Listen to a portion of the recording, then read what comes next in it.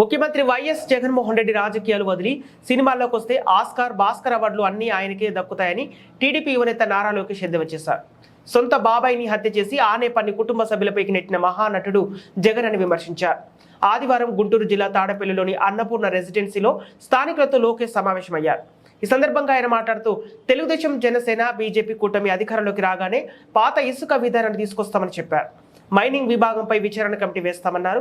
జగన్ ప్రభుత్వం గత 5 ఏళ్లలో 9 సార్లు విద్యుత్ ఛార్జీలను పెంచిందని మండిపడ్డారు. ఇంటి పన్ను, గ్యాస్, పెట్రోలు, డీజిల్ ధరలు తగ్గిస్తామని లోకేష్ హామీ ఇచ్చారు.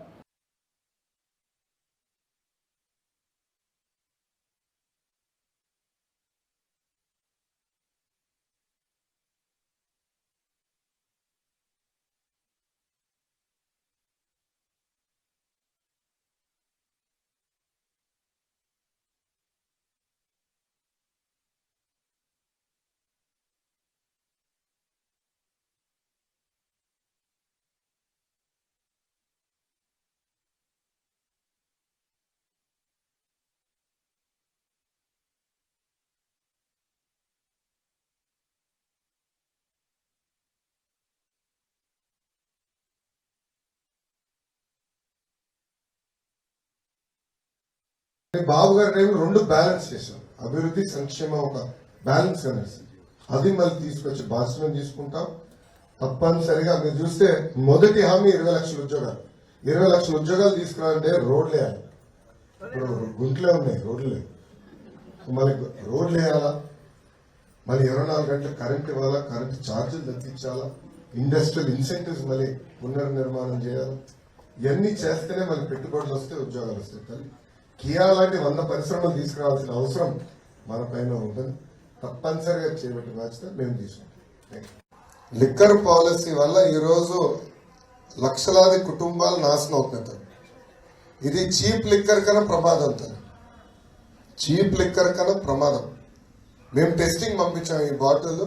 వాళ్ళు చెప్పారు తల్లి పురుగు మందులాగా ఉంది లిక్కర్. ఈరోజు లివర్ సిరోసిస్ కానీ ఎన్ని ఇన్సిడెంట్స్ విపరీతం పెరిగిపోయాయి. ఫస్ట్ క్వాలిటీ మెయింటైన్ చేయాలి. రెండోది మద్యం నియంత్రణ చేయాలి, అంటే షాప్స్ తగ్గించాలి. గత 5 సంవత్సరాలు లిక్కర్ ఆదాయం ఈ ప్రభుత్వం దాదాపు 10 రెట్లు పెరిగింది. 10 టైమ్స్ గవర్నమెంట్కి స్ట్రైట్. అంటే ఈ ప్రభుత్వం ఈరోజు మద్యం పైన నడుస్తుంది. మద్యం పైన నడుస్తుంది. సో మద్యంని నియంత్రణ చేయాలి.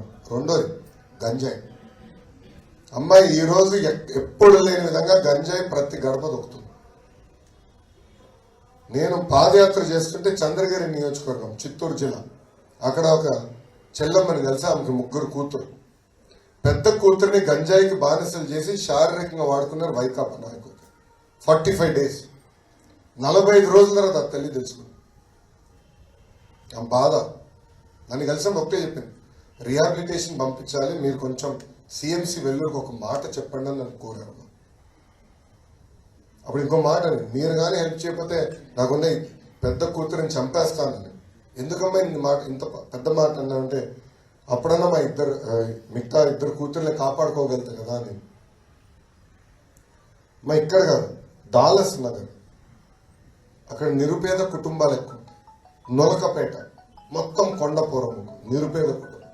వాళ్ళు కూడా చేస్తున్నారమ్మా గంజాయి విషయంలో. చాలా దారుణంగా తయారైంది. అక్కడ ఒక తల్లి నుంచి ఎంత ధైర్యంగా నుంచి చెప్పింది, ఆమె ఇంట్లో ఉన్న మగవాళ్ళందరూ గంజాయికి బానిస్తున్నారండి. మొత్తం అందరికి. ఆ రోజే నేను హామీ ఇచ్చాను, మొదటి 100 రోజుల్లో గంజాయికి చెక్ పెట్టే బాధ్యత నాది. అసలు మంగళగిరి నియోజకవర్గంలో గంజాయి లేకుండా చేసే బాధ్యత. ఎందుకంటే దీని అన్నింటి వెనకాల ఒక వ్యక్తి ఉన్నాడు, అతని పేరు అనంత బాబు. దయచేసి పేరు గుర్తుపెట్టుకోండి. అనంత బాబు, అతను ఒక ఎమ్మెల్సీ, వైకాపా ఎమ్మెల్సీ. అతను గంజాయి మత్తులో అతని దళిత డ్రైవర్ సుబ్రహ్మణ్యాన్ని అతి కిరాతకం కొట్టి చంపేసి శవాన్ని డోర్ డెలివరీ చేశాడు. అతనికి ఇచ్చిన కానుక ఎమ్మెల్సీ పదవి. ముఖ్యమంత్రి గారు పక్కనే ఇట్లా కూర్చుంటారు. ఎట్లయితే మీ ఇద్దరు కూర్చున్నావు అట్లా కూర్చుంటారు. ముఖ్యమంత్రి గారి ఇంట్లో ఆయన క్యాబిన్ లో కూర్చున్న వ్యక్తి అనంతబాబు. ఈ రోజు లక్షలాది కుటుంబాలు నాశనం అవుతుందంటే దానికి కారణం ఈ అనంతబాబు. గంజాయికి ఫుల్ స్టాప్ పెడతాం, అది మా లక్ష్యంగా మేము పనిచేస్తాం.